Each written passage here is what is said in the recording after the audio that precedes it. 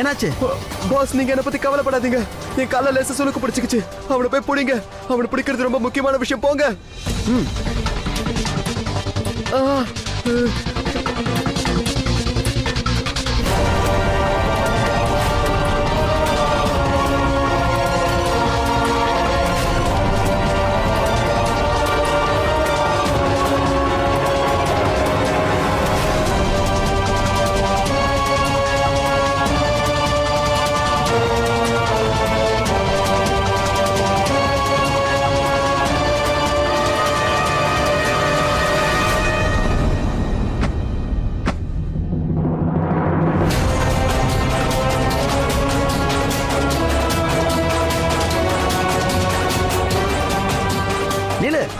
சொல்லு, ஏன் எங்களை கண்காணிச்சிட்டு இருந்த?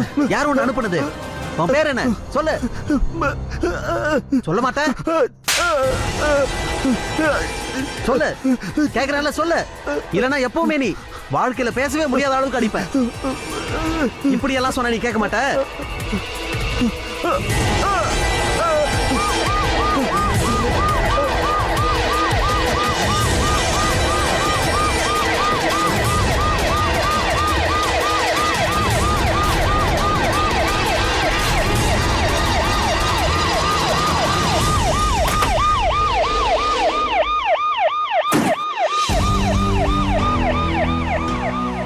வா போலீஸ் கிட்ட. இன்ஸ்பெக்டர், இந்த ஆளு எங்களை கண்காணிச்சுக்கிட்டு இருந்தான். நாங்க இவனை பார்த்ததும் ஓட ஆரம்பிச்சுட்டான். கஷ்டப்பட்டு தான் பிடிச்சேன் இவனை. சொல்லு, இந்த காட்டுல இவங்களை ஏன் பின்தொடர்ந்து வந்த? உன் பேர் என்ன? எங்க இருந்து வர? சொல்லு. நானும் கேட்டுக்கிட்டே தான் இருக்கேன். சொல்லவே மாட்டான் இவனை. ஒரு நிமிஷம் மிஸ்டர் ராமர், நான் இவங்கிட்ட பேசிட்டு இருக்கேன்ல. இங்க பார், ஒழுங்கா உன் பேர் என்னன்னு சொல்லு. எங்க இருந்து வர? எதுக்காக இவங்களை ஃபாலோ பண்ணிக்கிட்டு இருக்க? சொல்லு, இல்லனா உன்னை ஜெயில தூக்கி போட்டுருவேன். சொல்லு.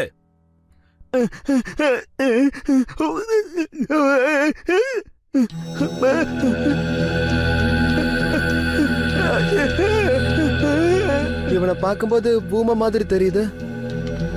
வாய் பேசாம இருக்கலாம், ஆனா கண்ணு தெரியுதுல. என்ன கேக்குறேன்னு புரியலையா? நீ இங்க என்ன பண்ணிக்கிட்டு இருந்த? அங்க ஒளிஞ்சு எங்களை ஏன் பார்த்துட்டு இருந்த? சரி இன்ஸ்பெக்டர், எனக்கு என்னவோ இவன் நாடகம் ஆடானுன்னு தோணுது. இவனை நீங்க செக் பண்ணுங்க. உண்மையிலே இவனால பேச முடியாதான்னு. உன்னை ஜெயில தூக்கி போட்டதான் உண்மையை சொல்லுவேன். இவனை கூட்டிட்டு போங்க, வண்டியில ஏத்துங்க. நடா நட.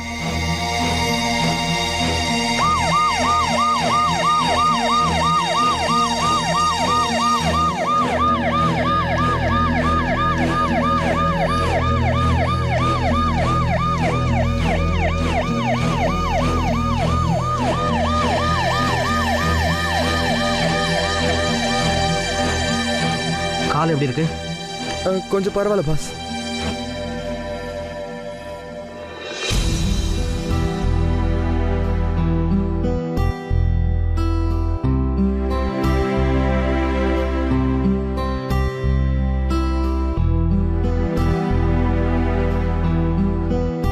ஃபார்முலா நான் ஃபில் பண்ணிட்டேன். நீ சைன் மட்டும் பண்ணா போதும்.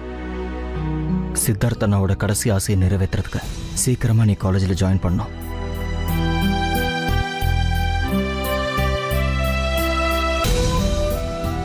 மாமா, சித்தார்த் என்ன ஆசைப்பட்டாரோ அது எல்லாத்தையும் நான் செய்வேன்.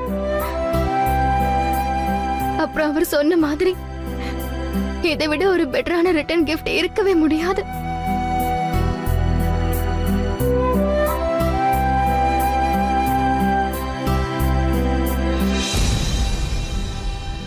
ரோஹிணி, ஒரு நிமிஷம்.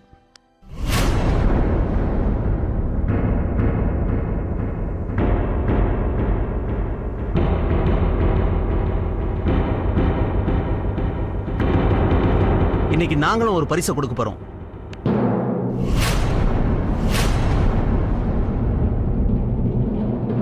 உங்களுக்கு ஏதாவது தெரிஞ்சுதா?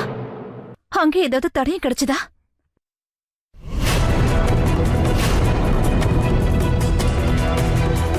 அப்படின்னா அதுக்கு அர்த்தம் நான் வேண்டான்னு சொன்ன அப்புறமா அக்காவை அமர விசாரணை நடத்தி இருக்காங்க.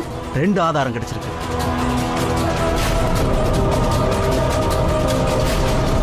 ஒரு ஆளு, அப்புறம் இது தாலி கயிறு.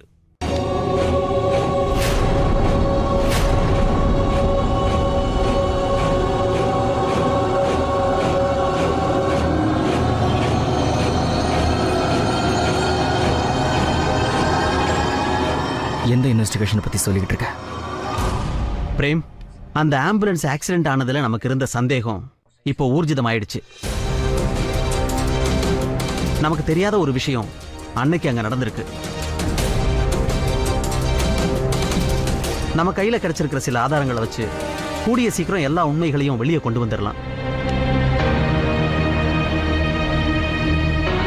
அமர், இது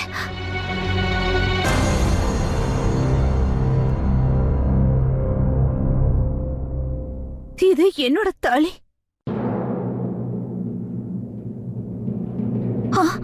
ஆக்சிடென்ட் ஆனப்போ இது என்கிட்ட இருந்து தொலைஞ்சு போச்சு. அது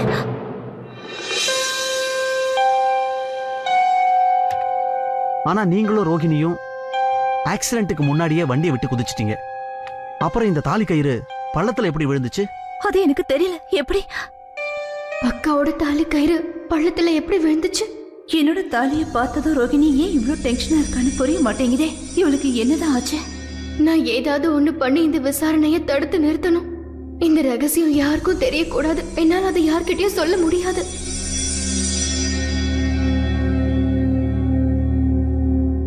அக்கா, நான் தான் உங்ககிட்ட ஏற்கனவே சொன்னேன்ல, இந்த ஆக்சிடென்ட் பத்தி எந்த இன்வெஸ்டிகேஷனும் பண்ண வேண்டான்னு. நான் சொன்னதை மீறி இதெல்லாம் பண்ணிட்டு இருக்கீங்க. ஏன்க்கா என் பேச்சையே யாரும் கேட்க மாட்டேங்கிறீங்க?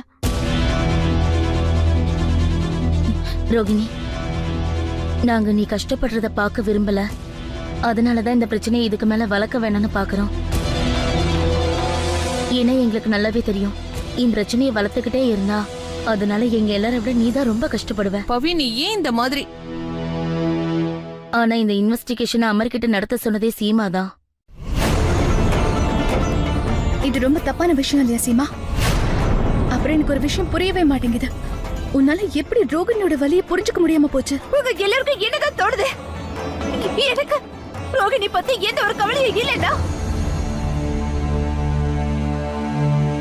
இவரோட மனசு கஷ்டத்தை நான் உணரலன்னு நினைக்கிறீங்களா? இவ என்னோட தங்கச்சி. இவ வேதனையோட உணர்வு என்னை விட அதிகமா எங்க யாருக்குமே இருக்க முடியாது. ஆனா நீ ஒரு மகான் ஆகிறதுக்கு ரொம்ப ஆசைப்படுற சீமா. மத்தவங்க வேதனையை புரிஞ்சுக்க முடியாத உன்னால நிச்சயமா ஒரு மகான் ஆகவே முடியாது சீமா.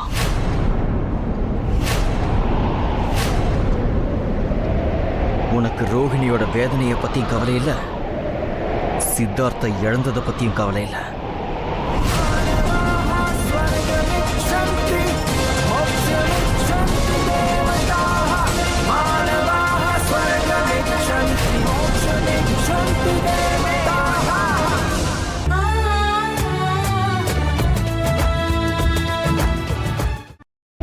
உனக்கு ரோகிணியோட வேதனையை பத்தியும் கவலை இல்ல, சித்தார்த்தை இழந்ததை பத்தியும் கவலை இல்ல.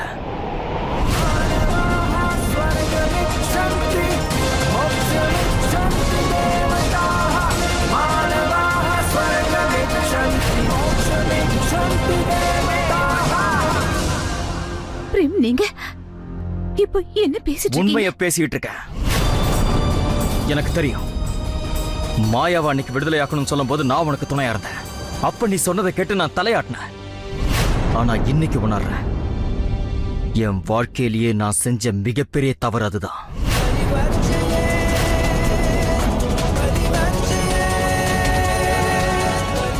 அன்னைக்கு மட்டும் மாயாவை நாம விடுவிக்காம இருந்திருந்தோம்னா சித்தார்த்தனா இன்னைக்கு நம்ம கூட உயிரோட இருந்திருப்பாரு. நான் இவளுக்கு வாக்கு கொடுத்திருக்கேன். எந்த ஒரு நிலைமையிலும் இவளுக்கு சூழ்ச்சி பண்ண மாட்டேன்னு பண்ணவும் கூடாது. வேண்டாம் சீமா.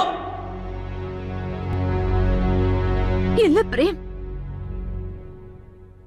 நீங்க என் மேல இவ்வளவு பெரிய பழிய சுமத்த கூடாது. நான் பழி சுமத்தல சீமா, இது உண்மை. அதுக்கான தண்டனையை ரோகிணியோட சேர்த்து மொத்த குடும்பமும் அனுபவிச்சுட்டு இருக்கு. மாமா வேண்டாம், விடுங்க. அக்கா மேல நீங்க பழி போடாதீங்க. என்ன நடந்ததோ அது என்னோட தலை விதின்னு சொல்லலாம். என் தலையில என்ன எழுதி இருக்கோ அதுதான் நடந்துட்டு இருக்கு மாமா. ஆமா பிரேம், நீ சீமா மேல தேவையில்லாம வீண் பழி சுமத்தி அவங்கள கஷ்டப்படுத்தாத. விஷயம் என்னன்னு தெரியாம தேவையில்லாம போட்டு நீ குழப்பாத. சீமாவுக்கு வக்காலத்து வாங்காத அமர். இன்னைக்கு இந்த உலகத்துல சித்தார்த்தன உயிரோட இல்ல. அதுக்கு முழு காரணம் சீமா மட்டும்தான்.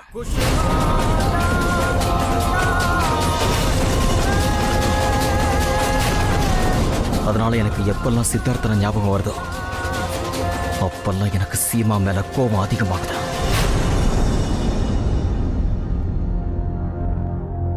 எங்களுக்குள்ள வெறும் அண்ணன் தம்பிங்கிற உறவு மட்டும் இல்ல,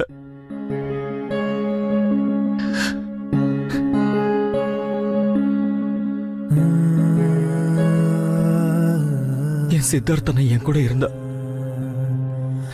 நான் எவ்வளவு பெரிய வேலையா இருந்தாலும் ரொம்ப சுலபமா செஞ்சிருவேன். ஏன்னா எனக்கு பலமா என் கூட எப்பவும் என் அண்ணன் இருக்கான்னு எனக்கு தெரியும்.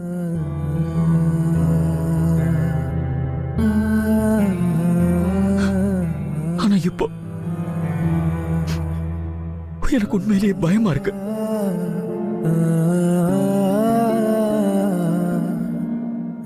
இனிமே நான் எப்போவாவது பலகீனமா விழுந்துட்டேன்னா அப்ப என்ன தாங்கி பிடிக்க யாரு இருப்பாங்க?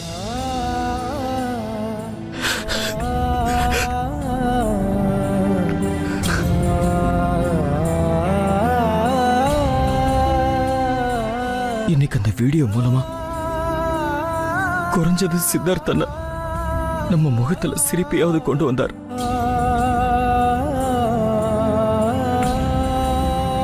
ரெண்டு நிமிஷம் தான் அவர் பேச்சை கேட்டிருக்கோம்.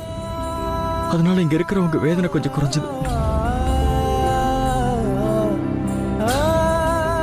சித்தார்த்தன மட்டும் இருந்திருந்தா ரோஹிணி கண்ணில் ஒரு சொட்டு கண்ணீர் வராது. ஆனா இப்ப அவர் உயிரோட இல்லைங்கிறதுனால நம்ம முன்னாடி ரோகிணி ரத்த கண்ணீர் வடிச்சுக்கிட்டு இருக்கா.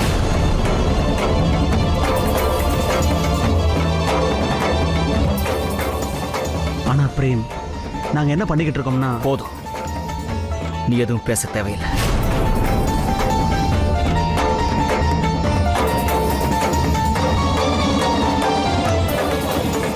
சித்தார்த்தன்னா இப்ப உயிரோட இல்ல. அதனால ரோகிணிக்கு இனிமே எந்த குறையும் இல்லாம பாத்துக்கணும்.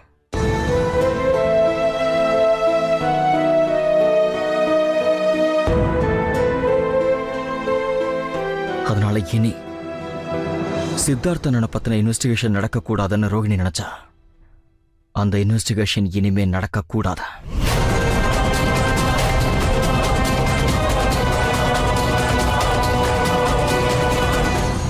என்ன மன்னிச்சிருங்க பிரேம். ஏன்னா இந்த இன்வெஸ்டிகேஷன் நடந்தே தீரும்.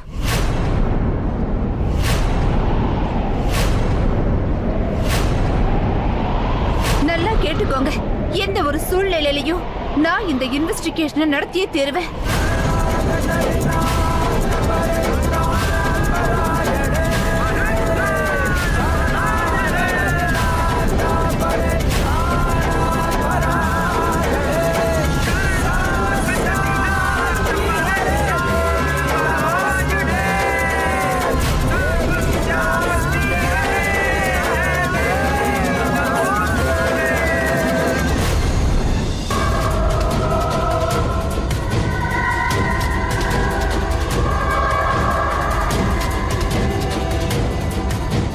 நீ எவ்வளவு வேணாலும் ஆக்டிங் பண்ணு, போலீஸ் ஸ்டேஷன் போனதும் எல்லாம் தெரிஞ்சிடும்.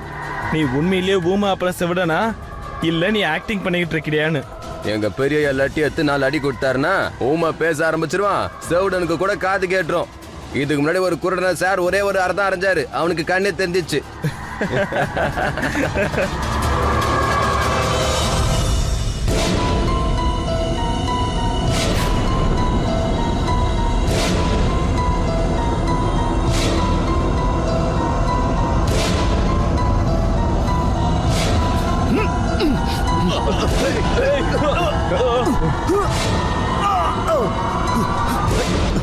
சார் அவன் கீழே குதிச்சிட்டான் சார். வண்டி நிறுத்து,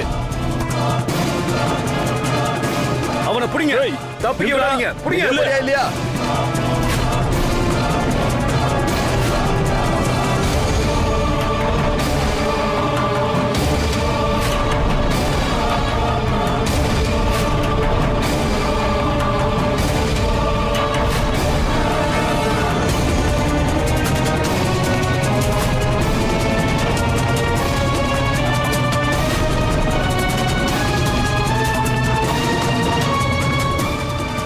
மாயமா மறைஞ்ச ஆளையே காணுமே.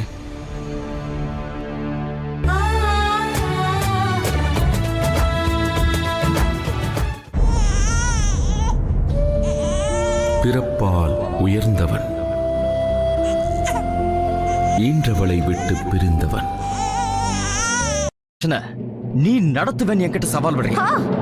நீங்க என்கிட்ட ரொம்ப சரியா தான் கேட்டீங்க பிரேம்.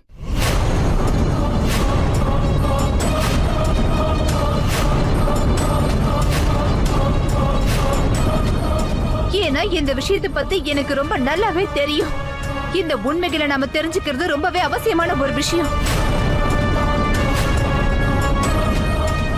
அப்புறம் இன்னொரு விஷயம் பிரேம், என்னோட அந்த அம்மன் சாட்சியா அன்னைக்கு இந்த மாயாவை விடுதலை பண்ணி எந்த ஒரு தப்பும் பண்ணல. அந்த நேரத்துல நீங்களும் அதை சரின்னு ஒத்துக்கிட்டீங்க பிரேம். அன்னைக்கு நீங்க ஒருவேளை அவசரப்பட்டு மாயாவை ஏதாவது பண்ணணும்னு முயற்சி பண்ணிருந்தீங்கன்னா நிச்சயமா நம்ம எல்லாரும் இப்போ அதுக்கான தண்டனையை அனுபவிச்சுக்கிட்டு இருப்போம்.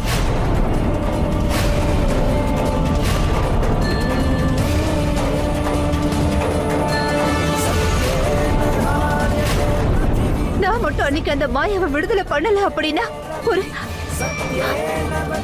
ஒருவேளை சித்தார்த் இன்னைக்கு நம்ம கூட இருந்திருப்பாரான்னு எனக்கு தெரியல.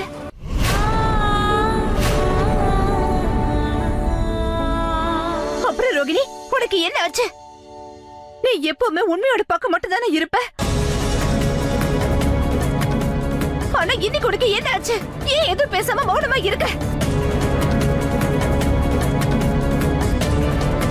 நான் ஒத்துக்கிறேன், நம்ம எவ்வளவுதான் இன்வெஸ்டிகேஷன் நடத்தினாலும் சரி, நம்ம சித்தார்த்த நிச்சயமா நம்மளால திரும்ப கூட்டிட்டு வர முடியாது. ஆனா இங்க பாரு ரோகிணி, அன்னைக்கு என்ன நடந்ததுன்னு தெரிஞ்சுக்கலாம்ல. நமக்கு ஏற்பட்ட சந்தேகம் போகும்ல ரோகிணி. நம்ம உண்மை என்னன்னு தெரிஞ்சுக்கணும். ரோகிணி ஏதாவது பேசுனா உன்கிட்ட தான் பேசிட்டு இருக்க.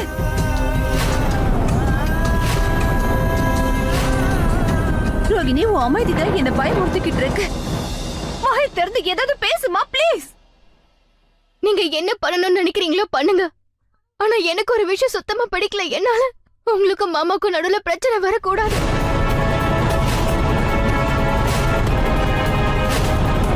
இப்போ சித்தார்த்துக்கு என்ன ஆச்சுங்கறத பத்தி விசாரணை பண்ணணும்னு நினைச்சீங்கன்னா தாராளமா விசாரணை பண்ணிக்கோங்க. எனக்கு அதை பத்தி கவலை இல்ல. நான் எவ்வளவோ வேதனையை தாங்கிக்கிட்டேன். இப்போ இந்த வேதனையையும் சேர்த்து நான் தாங்கிக்கிறேன். மாமா ப்ளீஸ், நீங்க சீமா அக்காவை தப்பா நினைக்காதீங்க. ஏன்னா என்னோட அக்கா எனக்கும் இல்ல சித்தார்த்துக்கும் இல்ல வேற யாருக்கும் எந்த கெடுதலும் நினைக்கவே மாட்டாங்க. அப்புறம் அப்புறம் நான் உங்க எல்லார்கிட்டயும் ஒண்ணு சொல்லிக்க விரும்புறேன். எப்ப வரைக்கும் அந்த ஆக்சிடென்ட்டோட விசாரணைய நடத்த போறீங்களோ அது வரைக்கும் நான் இந்த வீட்டுல இருக்க மாட்டேன்.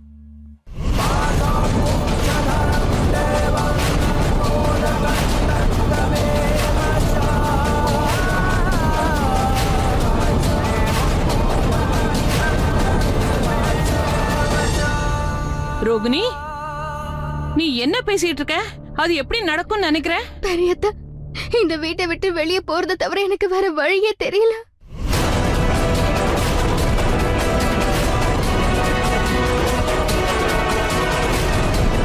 ஏன்னா இங்க மறுபடியும் பழைய விஷயங்கள் ஞாபகம் வந்துட்டு இருக்கும். சித்தார்த்தை விட்டு பிரிஞ்ச அந்த ஒவ்வொரு நிமிஷத்தையும் நினைச்சு நான் மறுபடியும் கஷ்டப்பட வேண்டியதா இருக்கும்.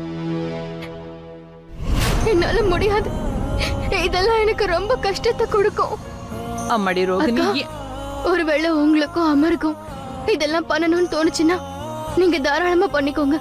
ஆனா என்ன இங்க இருக்க சொல்லி நீங்க யாருமே கட்டாயப்படுத்த கூடாது. என்னைக்கு உங்க விசாரணை கம்ப்ளீட்டா முடியுதோ, நீங்க சந்தேகப்படுற மாதிரி எதுவுமே இல்லைன்னு தெரிய வருதோ, அன்னைக்கு நானே இந்த வீட்டுக்கு திரும்பி வருவேன். ரோகிணி,